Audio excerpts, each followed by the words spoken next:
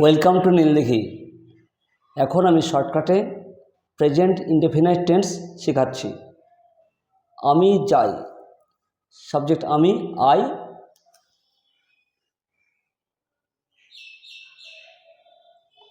Verb যাই, গো, star. তুমি যাও, সাবজেক্ট ইউ।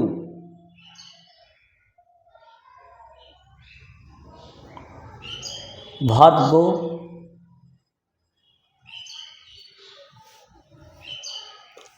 সে যায়, সাবজেক্ট হি। ভার্ব যায়, গো, এখানে ইএস হবে, গোজ। কেন ইএস হলো সেটা পরে বলছি। তাহারা যায়, সাবজেক্ট তাহারা, দে।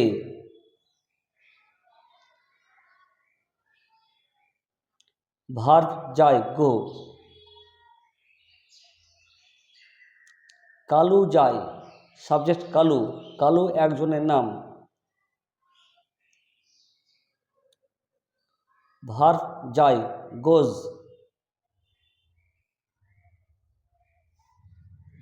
আমরা যাই, সাবজেক্ট আমরা, উই। ভার্ব যায়, গো। ছেলেটি যায়, সাবজেক্ট ছেলেটি, দি বয়।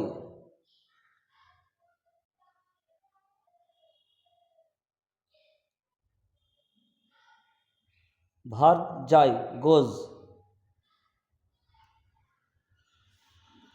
এখানে ফলো করো, গো, গো, গোজ, গো, গোজ, গো, গোজ কখন হয়?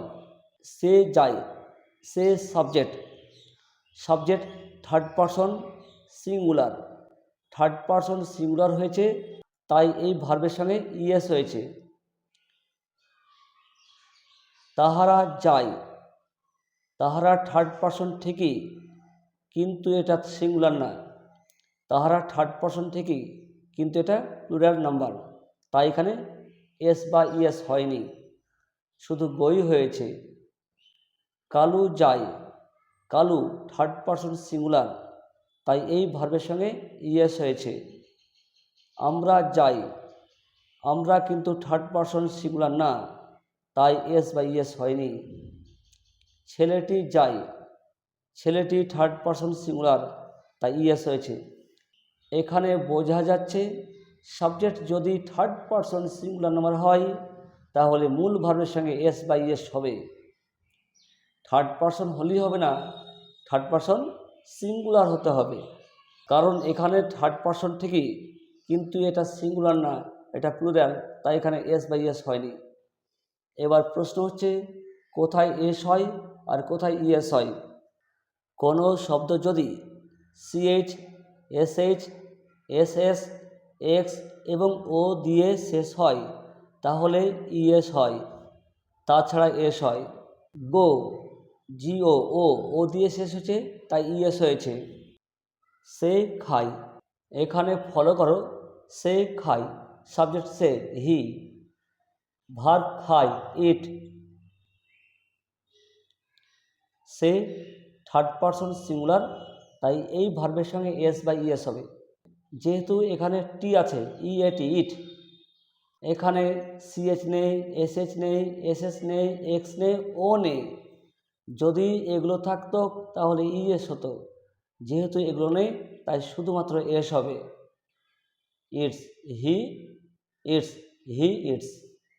আশা করি তোমরা বুঝতে পেরেছ। যদি ভিডিওটি ভালো লাগে অবশ্যই লাইক, কমেন্ট এবং সাবস্ক্রাইব করবে। আজ আর নয়, এখানে শেষ করছি। Have a nice day.